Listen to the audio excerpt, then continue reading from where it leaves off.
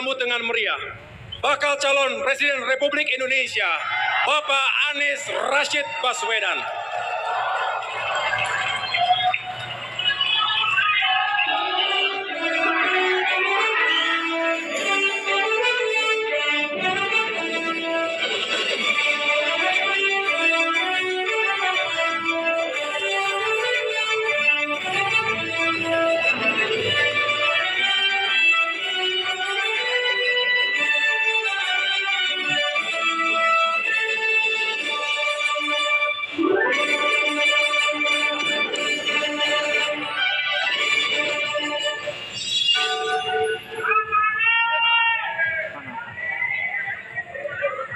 Bapak Ibu sekalian, pidatonya luar biasa tadi, bukan? Beri tepuk tangan sekali lagi untuk Mas Ahaye. Assalamualaikum warahmatullahi wabarakatuh. Selamat siang, salam sejahtera untuk semua. Sampurasun. Yang saya hormati, yang saya banggakan, Ketua Umum Partai Demokrat, Mas Agus Harimurti Yudhoyono. Yang saya hormati Sekjen Partai Demokrat, Pak Teguh Rifki. Yang saya hormati Bendum Partai Demokrat, Bapak Renvil Antoni. Wakil Ketua Majelis Tinggi Partai, Bapak Syarif Hasan, Wakil Ketua MPR juga. Yang saya hormati para anggota DPR RI, para tokoh masyarakat se-Jawa Barat, para mahasiswa, para pegiat, dan seluruh keluarga besar Partai Demokrat yang hadir bersama pada siang hari ini.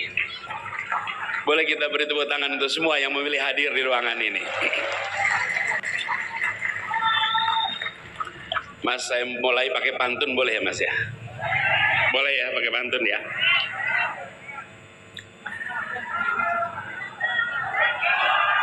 Belum dimulai udah cakep. Membeli benang di ujung berung, dijahit bagus menjadi kemeja. Senang datang ke kota Bandung bersama Mas Agus yang gagah perkasa. Mas, saya meminta rumus diet sama olahraganya Mas itu, biar bisa sama Mas. Buah jeruk, buah tomat, dimakan dulu, minumnya nanti. Cuacanya sejuk, warganya hangat. Bandung selalu ada dalam hati. Jadi Mas Agus, kalau tadi Mas Agus cerita, Mas Agus lahir di Bandung, kemudian Bandung tempat banyak kegiatan. Saya memang lahir tidak di sini, tetapi kota Bandunglah yang membuat saya bisa lahir. Iya, saya cerita sedikit nih. Ibu saya asal dari Kuningan, sekolah sampai dari Kuningan tuh yang ngatur dulu ya. Sekolah SMA sampai Cirebon, kuliahnya ke Unpad. Terus Unpadnya berubah jadi IKIP Bandung. Lalu beliau lulus menjadi dosen di IKIP Bandung. Nah, adiknya adalah aktivis waktu itu tahun 60-an, ketua kami itu Kesatuan Aksi Mahasiswa tahun 60-an. Ayah saya aktivis kami di Jogja. Lalu terjadilah pertemuan kami waktu itu di Bandung. Paman saya tuan rumahnya. Jadi laki-laki namanya Rosid dari Jogja datang ke Bandung untuk rapat. Lagi rapat, lihat ada perempuan di ruangan. Nah, perempuan itu ibu saya. Kemudian terjadilah pertemuan di kota Bandung yang akhirnya saya kemudian lahir. Jadi kalau Mas Ahaye lahirnya di sini, kalau saya, bapak ibu saya berjumpanya di kota Bandung, dan dari perjumpaan itu terjalin pernikahan, saya anak sulungnya, gitu kira-kira Mas Ahaye. Bandung ini memang tempat bersejarah, begitu banyak punya cerita. Siang hari ini berkumpul begitu banyak. Tadi kita sudah menyaksikan dan mendengarkan 14 agenda yang luar biasa.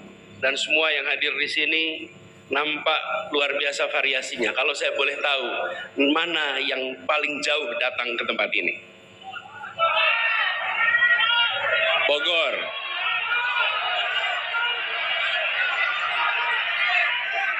Padang. Dari mana? Pangandaran.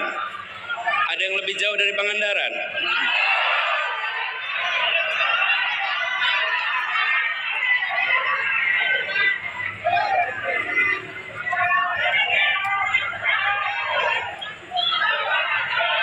Gini, Mas, hari Minggu anak-anak punya pilihan berkegiatan lain. Ketika lokasinya jauh, memilih datang khusus ke Bandung dalam sebuah acara dialog rakyat, ini adalah pribadi-pribadi yang peduli dengan masa depan bangsa.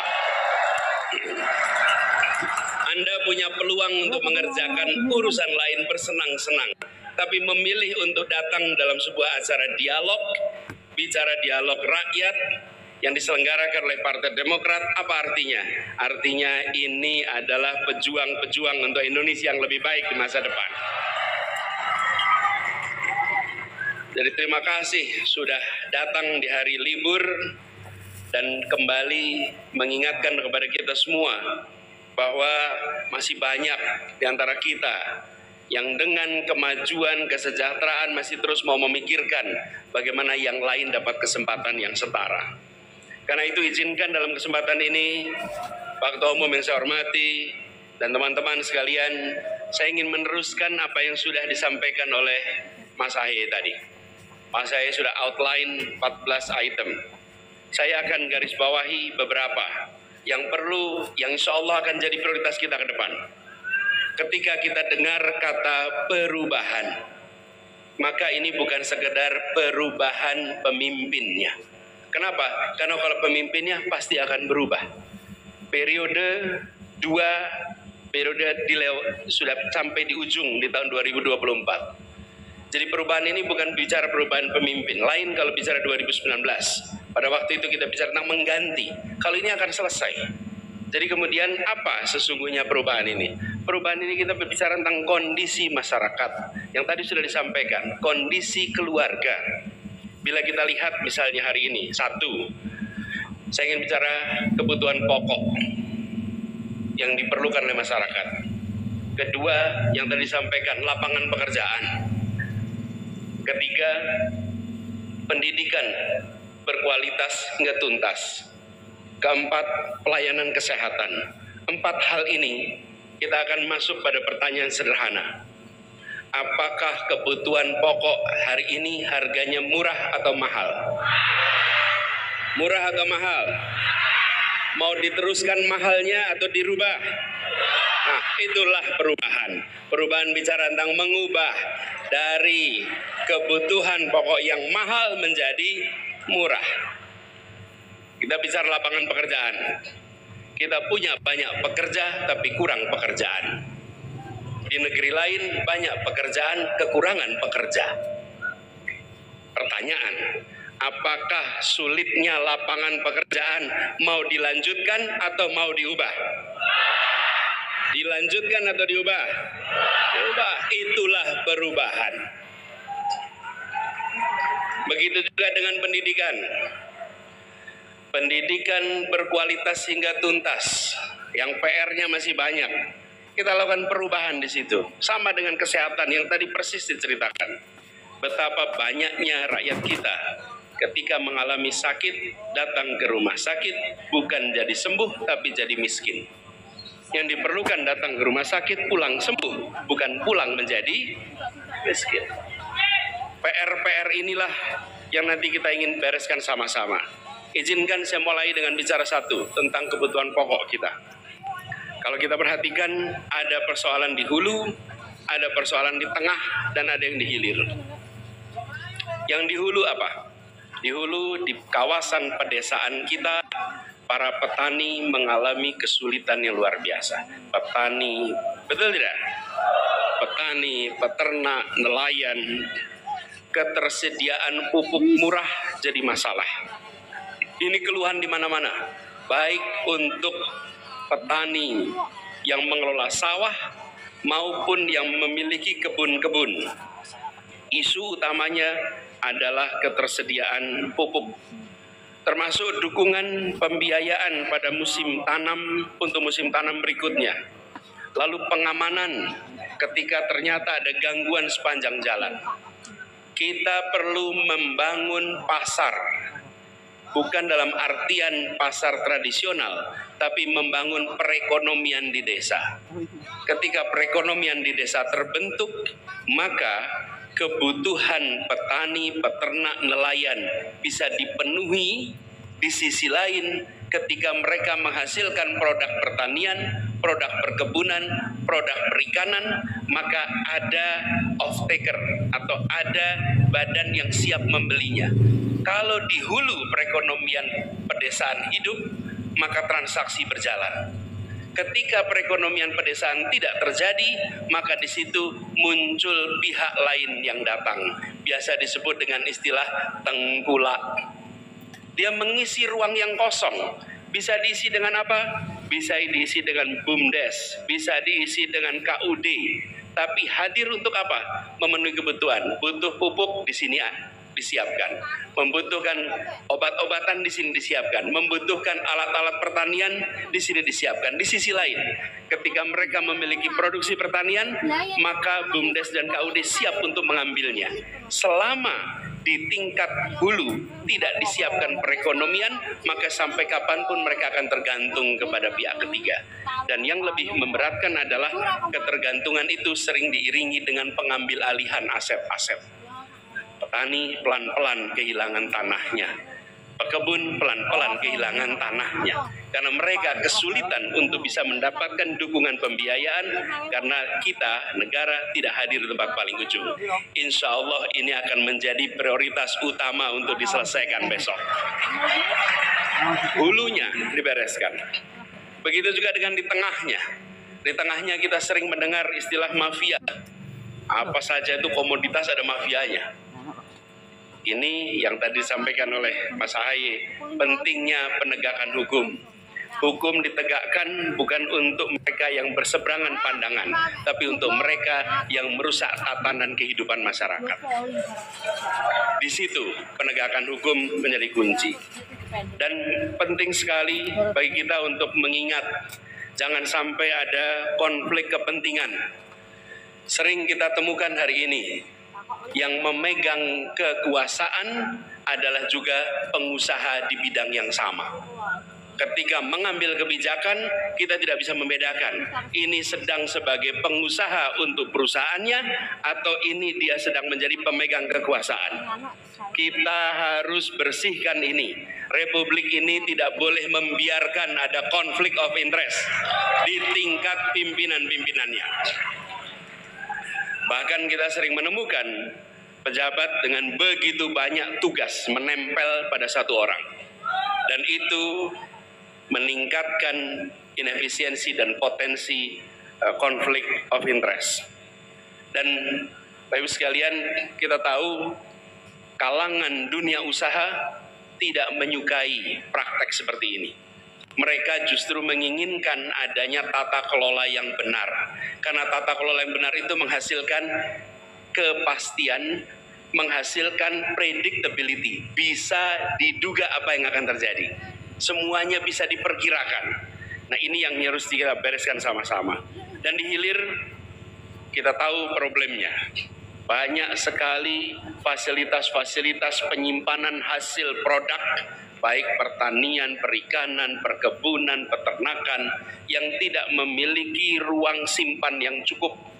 Gudang-gudang harus ditambah. Kita harus memastikan bahwa pasar-pasar induk di berbagai wilayah benar-benar berfungsi menjadi pasar induk yang cukup besar untuk menampung semua hasil produk pangan kita. Kami mengalami ketika kemarin mengelola di Jakarta, Mas. Ketika kita mulai di Jakarta, dari pasar induk di Kramat Jati sampai dengan seluruh wilayah Jakarta, kita bisa pastikan efisiensi, keterbukaan, transparansi lewat informasi pangan yang diketahui oleh semua. Kalau bahasa ekonominya, pasarnya dibuat memiliki informasi yang simetris. Setiap pelaku pasar punya informasi yang sama. Pedagang di kampung dengan pedagang di pasar, dengan pedagang di pasar induk, mereka punya informasi harga yang sama. Ke depan kita harus perluas, bukan saja di hilir informasi itu ada, tapi dari pasar induk sampai produsen informasi pasar harus tersedia.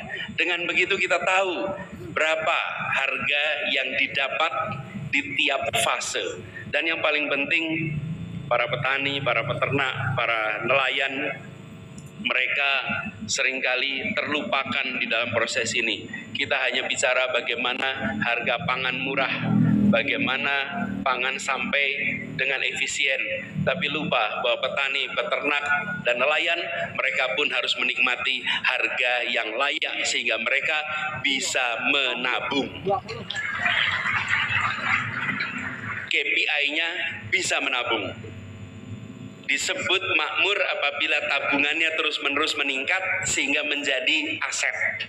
Tapi kalau dia tidak bisa menabung, apapun penjelasannya tidak akan mungkin bisa makmur.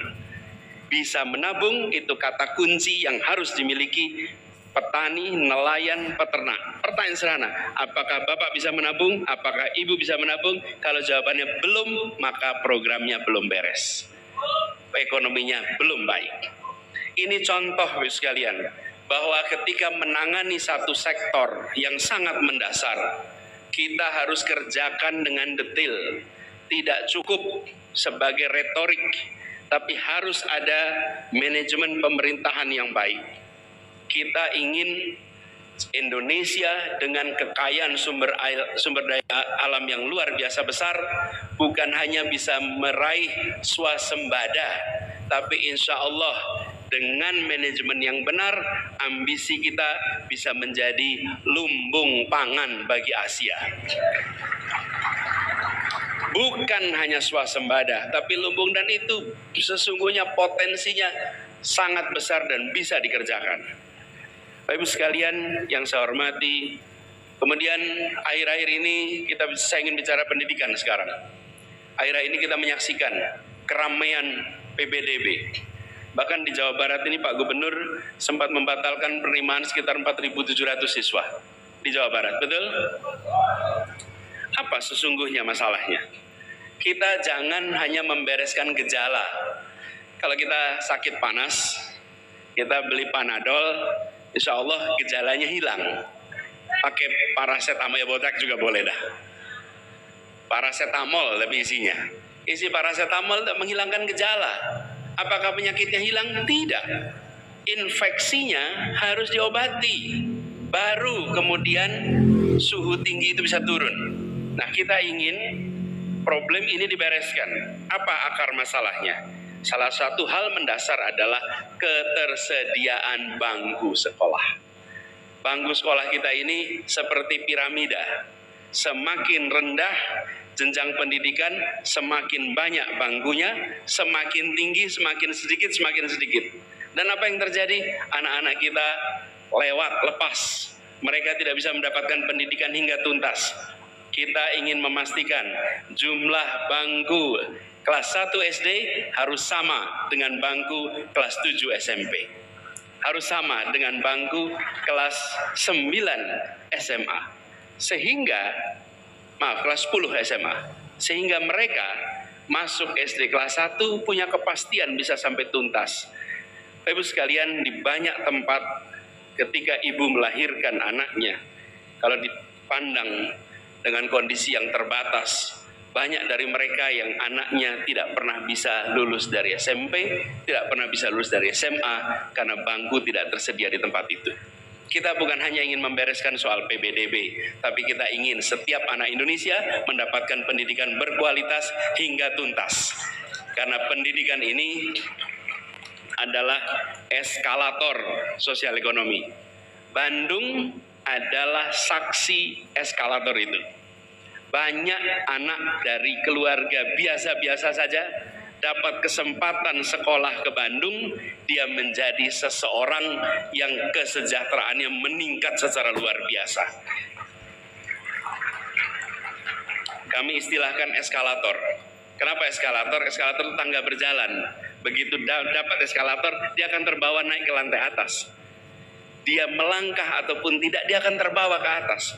Eskalator ini harus dibuka untuk semua, jangan sampai hanya untuk sebagian. Dan seringkali problem ini tidak kita selesaikan dengan tuntas. Saya analogikan Mas sekalian seperti kalau kita lagi ada acara rame-rame, Mas, yang saya pernah cerita. Kadang-kadang kita foto bareng-bareng. Suka kan kita foto bareng kalau lagi ada acara. Nih misalnya Mas Ahaye datang, nanti Mas Ahaye dikerubut mau foto sama-sama. Mas selfie rebutan, ketat sekali rebutan itu. Dorong-dorongan. Udah dorong-dorongan panjang, nanti nggak lama ada yang bilang, udah. Mas Ahaye capek, Mas Ahaye capek. Siapa yang bilang begini? Yang udah selfie. Ya, yang udah selfie itu udah ya Mas. Loh, lah yang belum selfie kepengen selfie. Yang udah bilang udah ya gitu. Nah, bangsa kita sering begitu. Yang udah terdidik, maju, berkembang, menutup kesempatan kepada mereka yang ingin mendapatkan kesetaraan kesempatan. Nggak boleh. Tanpa kita sadari, kita melakukan itu. Tanpa sadari, sehari-hari juga kita sering begitu. Kita harus buka bangku-bangku baru di tempat-tempat yang kekurangan bangku sehingga setiap anak dapat kesetaraan kesempatan. Dan kemudian bicara tentang perekonomian secara luas. Tadi sempat disinggung juga tentang lapangan pekerjaan, skala ekonomi. Kita menyaksikan bahwa lapangan pekerjaan harus diperluas. Yang kita butuhkan lebih jauh adalah satu, mendorong sektor mikro dan kecil untuk berkembang lebih luas. Caranya menelisik semua regulasi yang menghambat tumbuhnya yang kecil. Semua regulasi yang terkait yang kecil harus direview. Semua kebijakan harus dipertanyakan. Siapa dapat apa, berapa besar, kapan, di mana. Terkait dengan kesempatan. Prinsipnya adalah membesarkan yang kecil tanpa mengecilkan yang besar. Kita tidak perlu memusuhi yang besar.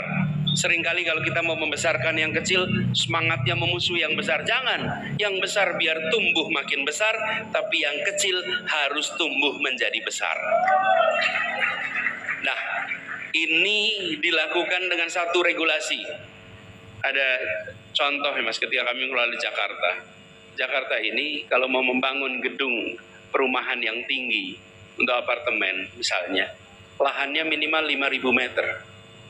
Di Singapura, di Tokyo, di Hong Kong 1.000 meter sudah bisa bikin bangunan tinggi. Apa artinya kalau 5.000 meter baru boleh bikin tinggi? Artinya hanya pelaku raksasa yang bisa bikin bangunan tinggi. Karena 5.000 meter di Jakarta itu mahalnya nggak kira-kira. Warga yang punya tanah 1.000 meter nggak bisa bangun. Kenapa? Karena dia harus bangun 5.000 meter. Konsolidasinya saja mahal. Tanpa kita sadari, regulasi kita membesarkan yang besar dan mengecilkan yang kecil. Ini yang harus diubah.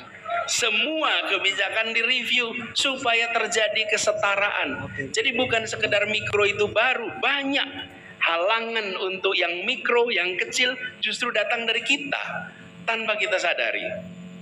Yang kemudian prinsip yang kedua adalah dorong reindustrialisasi.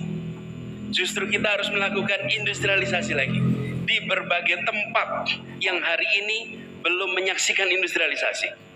Indonesia sudah merasakan industrialisasi, tapi industrialisasi itu terusnya di Jawa.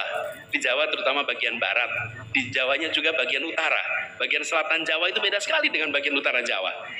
Reindustrialisasi inilah arah ke depan, sehingga kita akan bisa memiliki kawasan-kawasan industri di berbagai wilayah Indonesia. Urbanisasi akan terjadi, itu tidak apa-apa, bukan Jakartanisasi. Yang sering terjadi adalah Jakartanisasi. Orang pindah ke Jakarta karena di Jakarta pusat perekonomian. Kita perlu membangun lebih dari 12 pusat perekonomian penggerak se-Indonesia di kota-kota yang sekarang ada di Indonesia. Itu nanti akan memperluas lapangan pekerjaan, menambah lapangan pekerjaan secara sistemik di berbagai tempat di seluruh Indonesia. Dan prinsip pembangunan infrastruktur seperti tadi disampaikan kita dorong terus. Kita sudah melakukan banyak infrastruktur makro Jangan lupa infrastruktur mikro. Infrastruktur mikro ini apa? Air bersih untuk semua. Bayangkan air bersih. Di Jawa Barat ini banyak nama dimulai dengan C, bukan? Karena apa? Air. Tapi minum air kita lebih mahal daripada BBM kita. Dan apa yang terjadi? Makin hari kita makin menganggap ini bukan masalah. Seakan-akan air bersih yang mahal itu adalah kenyataan hidup. Tidak. Kita harus mengembalikan agar air bersih itu betul-betul menjadi terjangkau oleh setiap rakyat dimanapun berada. Infrastruktur mikro, air bersih. Kalau di Jakarta kita menyaksikan betapa beratnya ini. Yang kedua, kebutuhan pokok dasar seperti infrastruktur untuk gas yang seluruh keluarga sekarang memerlukan itu. Jadi, ketika bicara infrastruktur, bukan hanya infrastruktur makro, tapi juga infrastruktur mikro yang akhirnya juga nanti memberikan kesempatan pada lapangan pekerjaan. Dan perekonomian yang kita dorong adalah perekonomian memberikan ruang pada swasta yang lebih besar. Sektor swasta harus berkembang. BUMN menjalankan fungsinya untuk pembangunan. Hal yang sudah bisa dikerjakan oleh perusahaan-perusahaan swasta murni, kerjakan dengan swasta. Kenapa? Karena swasta memiliki bottom line, untung rugi. Mereka harus beroperasi dengan efisien. Ini yang harus kita dorong. Adapun BUMN mengambil peran untuk pembangunan. Karena pemerintah sejatinya punya dua badan. Yang satu namanya birokrasi, yang satu namanya korporasi. Dua-duanya tangan negara. Ada hal yang digunakan birokrasi, ada hal yang harus menggunakan korporasi. Dan korporasi ini karena kelenturan, keleluasaan untuk mereka melakukan kerjasama, melakukan aktivitas usaha. Karena itulah bentuknya korporasi. Tapi intinya adalah untuk melakukan pembangunan. Itu kita ingin kembalikan. Dengan demikian, maka BUMN fokus pada hal-hal yang menyangkut kepentingan strategis nasional, menyangkut hajat hidup orang banyak. Adapun hal yang tidak menyangkut kepentingan strategis, dorong swasta. Lalu pemerintah dapat pendapatan dari mana? Pemerintah tidak memandang BUMN sebagai sumber pendapatan. Pendapatan negara sumbernya pada pajak. Makin besar perekonomiannya, makin besar pajaknya. Tapi kalau kita menggunakan badan usaha milik negara, fokusnya untuk meningkatkan pendapatan negara, di situ terjadi konflik of interest. Di satu sisi kita regulator, di sisi satu lagi kita market player. Dan itu tidak akan pernah menghasilkan sustainability untuk kemajuan. Nah mungkin. Jadi, berikan ruang itu pada dunia usaha. Dan dunia usaha siapa? Ya dunia usahanya kita-kita juga. Berikan kesempatan pada siapa? Pada yang kecil dan menengah. Untuk bisa mengisi ruang-ruang yang selama ini digunakan oleh BUMN. Dengan begitu muncul pengusaha-pengusaha baru. Mereka generasi baru yang mengambil peluang. Dan biarkan BUMN mengambil peran-peran strategik yang dimiliki oleh negara. Bapak Ibu sekalian yang kami hormati, kita menginginkan agar fasilitas-fasilitas seperti ini disiapkan secara serius. Fasilitas dari mulai regulasi sampai dengan pendanaan, pembiayaan, dan training. Yang terakhir, terkait dengan kesehatan. Tadi sudah disampaikan, kita ingin rakyat Indonesia memiliki jaminan rasa tenang untuk hidup sehat. Tentu itu mulai dari kegiatan yang sifatnya promotif, preventif, baru kuratif. Hidup sehat dari awal. Kita perlu memperhatikan dengan serius makanan-makanan yang beredar di masyarakat. Itu terutama yang dikonsumsi oleh anak-anak kita. Karena konsumsi anak-anak kita membentuk perilaku makan minum yang akan berdampak pada kesehatan mereka di kemudian hari. Terlalu banyak problem kesehatan yang muncul di usia lanjut. Karena di usia belia tidak ada perencanaan tentang makanan sehat bagi anak-anak kita. Kita harus seriusin untuk menyiapkan makanan sehat mulai dari ibu hamil, anak balita, sampai dengan anak-anak usia sekolah. Itu terbentuk, maka kita akan memiliki generasi masa depan yang lebih sehat. Sering ini tidak menjadi perhatian, karena kita berbicara dalam politik ingin hal yang kelihatan konkret dalam 5 tahun. Yang seperti ini kelihatannya masa depan, tapi ini mendasar. Dan kalau itu kita bisa kerjakan dari aspek promotif, kita akan mempromosikan hidup sehat. Dan kemudian yang sehari-hari jadi problem adalah para tenaga kesehatan, tenaga medis harus diajak bicara tentang bagaimana mengelola fasilitas kesehatan agar mereka bisa menjalankan perannya dengan baik dan rakyat mendapatkan pelayanan dengan baik. Saya ingin ingatkan, tidak cukup hanya bicara dengan penerima jasa kesehatan.